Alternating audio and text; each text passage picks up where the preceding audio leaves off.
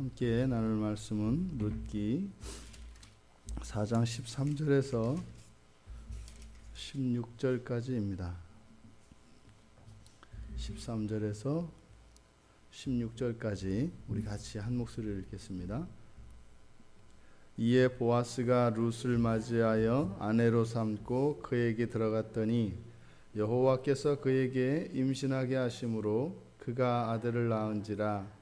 여인들이 나오미에게 이르되 찬송할지로다. 여호와께서 오늘 내게 기업물을 자가 없게 하지 아니하셨도다. 이 아이의 이름이 이스라엘 중에 유명하게 되기를 원하노라. 이는 내 생명의 회복자이며 내 노년의 봉양자라. 곧 너를 사랑하며 7 아들보다 귀한 내 며느리가 낳은 자로다 하니라. 나오미가 아기를 받아 품에 품고 그의 양육자가 되니. 아멘. 보아스가 룻을 아내로 맞아들이고 아들을 낳아서 동네 여인들이 축하하고 축복하는 내용입니다. 그래서 최소한 1년 이상의 기간이 압축되어 있는 것입니다. 그래서 결혼을 하였고 임신을 하였고 그리고 그 아이가 출산을 하였기 때문에 말이죠. 오늘 본문을 통해서 첫 번째로 우리는 생명에 직접 관여하시는 하나님을 발견하게 됩니다. 13절에서 여호와께서 그에게 임신하게 하심으로 그가 아들을 낳았다. 모든 출산에 이렇게 하나님의 간섭하심이 성경에 기록되어 있냐면 그렇지는 않습니다. 하지만 여러 군데에서 하나님께서 직접 임신에 관여하시는 것을 우리는 성경에서 찾아볼 수가 있습니다. 창세기 20장 17절 18절에서도 사례의 일로 인해서 아비멜렉과 그 집안의 모든 이들의 여인들의 태를 닫는 사건이 있게 됩니다. 그리고 사라를 아브라함에게 돌려보냈을 때 그때 하나님께서 태의 문을 여셔서 그 아비멜렉 집안의 여인들이 아이를 낳을 수 있게 되는 그런 일이 있습니다. 또 창세기 30장 22절에서도 라헬의 태를 하나님께서 열어주신 내용이 기록되어 있고요. 또 사사기 13장에서도 삼손의 임신, 그러니까 삼손의 아버지인 마노아의 아내, 그러니까 삼손의 어머니도 본래 아이를 가질 수 없는 여인이었었는데 하나님께서 그녀의 태의 문을 열어주셔서 아이를 갖게 하는 그런 일이 있었습니다. 하나님께서 이렇게 직접 태를 주관하시는 경우들, 이것들은 우리들에게 주신 모든 자녀들은 하나님의 직접적인 주관하에 있다는 것을 의미합니다. 그래서 이 모든 생명들은 여호와 하나님으로 말미암은 것이고, 그리고 그 여호와 하나님께서 그 생명들을 향한 특별한 뜻과 목적이 있다는 것을 의미합니다. 이것을 우리가 잊어서는 안 됩니다. 그래서 우리 기독교인 부부들이 꼭 해야 되는 일 중에 하나가 우리 자녀들을 향하여 하나님이 가지고 계신 뜻이 무엇일까? 기대가 무엇일까? 그리고 우리 아이에게 주신 그 달란트가 무엇일까? 이것을 꼭 개발을 해줘야 됩니다. 그래서 많은 분들이 자칫 잘못하는 부분이 무엇이냐면 그저 간섭하지 않고 아이들이 원하는 대로 해주는 것을 부모의 도리라고 생각하는 경우가 있는데, 아이의 뜻대로 아이가 원하는 대로 살게 해주는 것이 아니라 하나님이 원하시는 대로 아이들을 키워야 될 의무가 있습니다. 그래서 그 아이들에게 어떠한 은사를 발견해내고 그런 그 아이의 재능을 발굴할 수 있도록 도와주는 역할이 부모들의 역할입니다. 또한 이러한 생명뿐만이 아니라 우리의 구원까지도 주관하시는 것은 여호와 하나님이십니다. 그래서 우리 개혁신앙 안에서는 그것을 하나님께서 창세전에 예정하였다라고 하는 교리를 가지고 있지요. 그래서 하나님은 선하시고 하나님께서 창조하신 이 세상 만물에 대한 기대는 창조하실 때와 다름이 없으시기 때문에 모든 것들의 회복을 하나님이 원하십니다.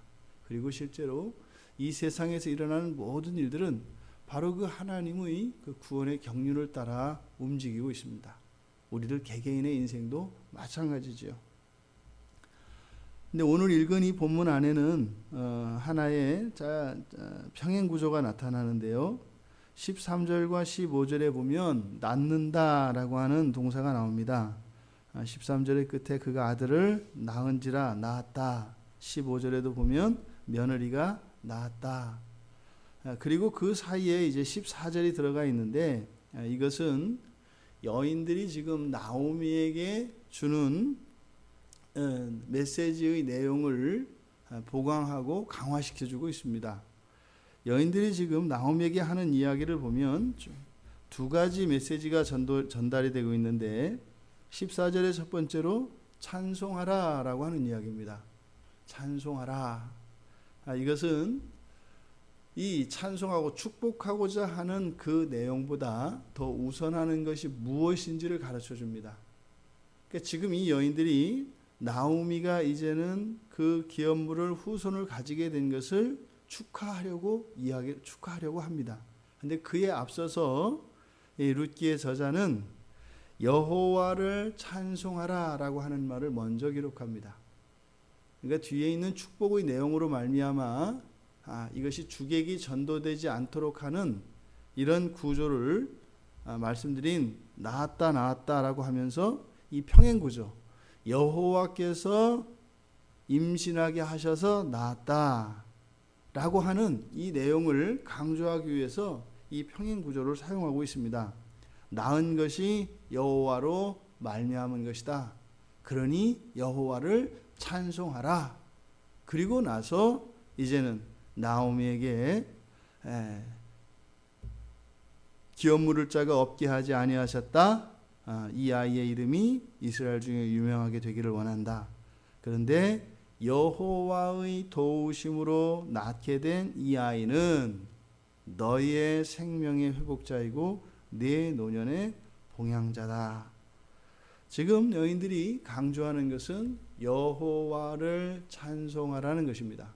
우리가 앞에서부터 쭉 살펴보았습니다만 나오미와 룻의 대비를 통해서 신앙을 따라 살아가는 두 신자의 모습이 대비되어서 나타나고 있습니다. 그런데 16절의 내용을 보니까 나오미가 아기를 받아 품에 품고 그의 양육자가 되니 자기가 챙기고 싶었던 것 딱 챙기고 끝냅니다.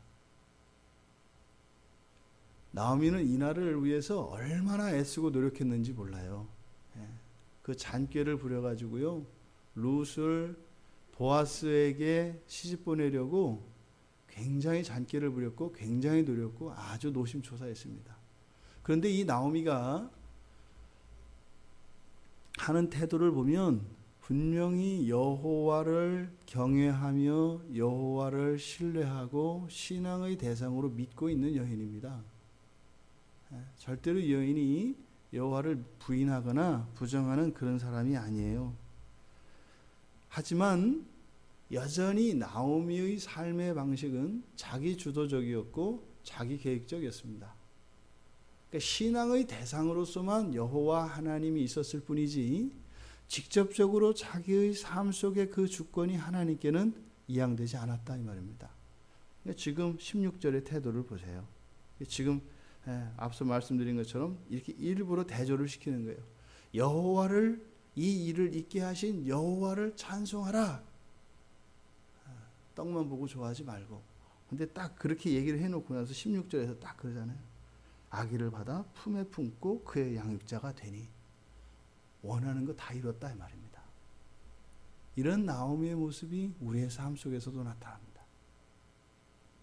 우리에게 베풀어진 모든 은혜는 우리를 구원하신 예수 그리스도의 이름을 높이기 위한 것입니다. 우리의 편의를 위한 것이 아니에요. 우리가 이 세상만 살고 떠나갈 존재들이라면 하나님이 뭘 아끼시겠습니까? 그게 아니에요. 영원을 살아갈 존재들이에요. 근데 하나님이 주신 축복과 하나님을 찬양하는 이것의 순서가 바뀌었을 때 이것은 정말 중요한 것을 놓치는 겁니다. 소탐대시라는 것이죠. 너무나 작은 것을 가지고 만족하는 것이죠.